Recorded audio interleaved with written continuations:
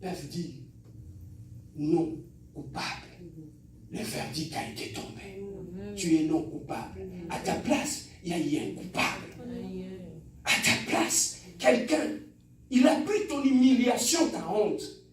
Il a l'amené à la croix. Ce soir-là, on l'a bercé. Le sang et l'eau étaient sortis de ses côtes. Mais pour que ton problème, la Bible dit, il n'y a pas de pardon de péché sans l'effusion de sang. Il fallait que le sang puisse couler.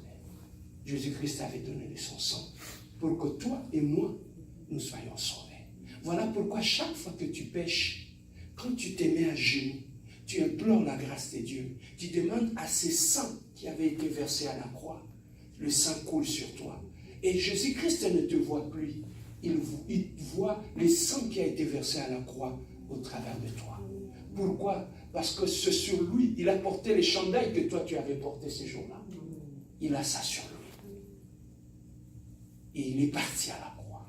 Voilà pourquoi, bien-aimé, je sers Dieu sans rien attendre en retour. Parce que lorsque je ne le connaissais pas, il avait pris ma place à la croix.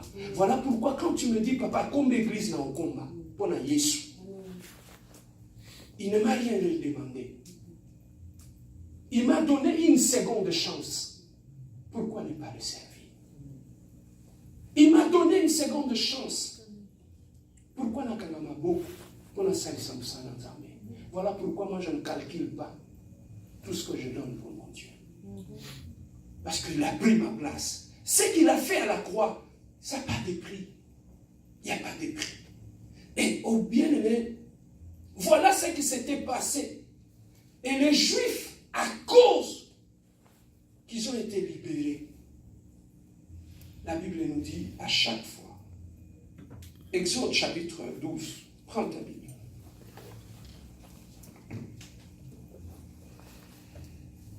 Exode chapitre 12. Je n'ai pas mes lunettes, je suis en train de voir un peu flou là. I'm getting old.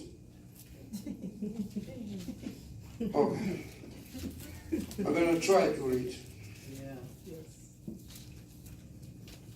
L'Éternel dit, est-ce qu'on est tous là? Exode chapitre 12, verset 1. On peut lire ça comme un accord. Let's go. L'Éternel dit à Moïse et à Aaron dans le pays d'Égypte, c'est moi qui sera pour vous le premier de mois. Il sera pour vous le premier de mois de l'année. Continuons. Parlez à toute l'assemblée d'Israël et dites, le deuxième jour de ce mois, on prendra un agneau pour chaque famille, un agneau pour chaque maison. Si la maison est trop peu nombreuse, pour un agneau, on le prendra avec son plus proche voisin. Selon le nombre de personnes, vous compterez pour cet agneau d'après ce que chacun peut manger. 5. Ce sera un agneau sans défaut, mâle, âgé d'un an. Vous pourrez prendre un agneau ou un chevreau. Vous les garderez jusqu'au 14e jour de ce mois. Et toute l'assemblée d'Israël mourra entre les deux. On saute à 11 maintenant. 11. Quand vous le mangerez, vous aurez vos reins saints, vos souliers aux pieds et votre bâton à la main, et vous les mangerez à la hâte. C'est la Pâque de l'Éternel. C'est la Pâque de l'Éternel. Tu vois maintenant la Pâque juive. Ça c'est la Pâque. La Pâque que tu vois là, est-ce qu'il y a un S là-dedans? Non. Oui, ça c'est la Pâque juive. Et le juif, ils fêtent la même Pâque que nous.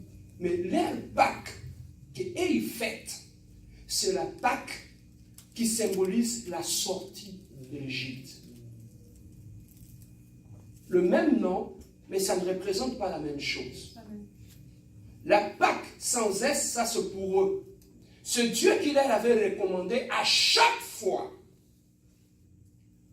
vous allez commémorer la sortie, parce que moi je vous ai fait sortir de l'Égypte. Vous allez commémorer ça. Les Juifs, et ils commémorent ces Pâques-là. Quand ils commémorent là, ça, ils mangent aussi de pain sans levain. Pour se remémorer de ce que leurs ancêtres avaient subi lorsqu'ils étaient en Égypte. Alors quand ils mangent cela, ils le mangent avec des herbes amères. Pourquoi les herbes amères? C'est pour se remémorer de la souffrance que leurs ancêtres avaient connue lorsqu'ils étaient en Égypte. Aujourd'hui, quand tu vas chez le juif, tu vas trouver, c'est comme ça qu'ils le fêtent, pour se remémorer de la sortie de l'Égypte. Alors, pourquoi, pasteur, ça c'est le juif. Mais nous les chrétiens, pourquoi nous fêtons aussi au même moment que eux? Alors, ce jour-là, c'était pendant la fête que le juif commémorait les Pâques. Pendant qu'ils étaient en train de commémorer leur Pâques, parce que ça commençait jeudi, vendredi, samedi. Ils fêtaient leur Pâques. Et pendant qu'ils fêtaient leur Pâques, Jésus-Christ aussi avec ses disciples, ils devaient le fêter parce qu'ils étaient juifs aussi. Mais la Bible nous dit, le jeudi, le religieux juif, quand on ne l'aimait pas, pendant cette fête-là, ils se sont organisés, ils sont allés arrêter Jésus, le jeudi. Ils l'ont arrêté, ils l'ont jugé et ils l'ont condamné à mort. Pendant la fête, pendant qu'ils fêtaient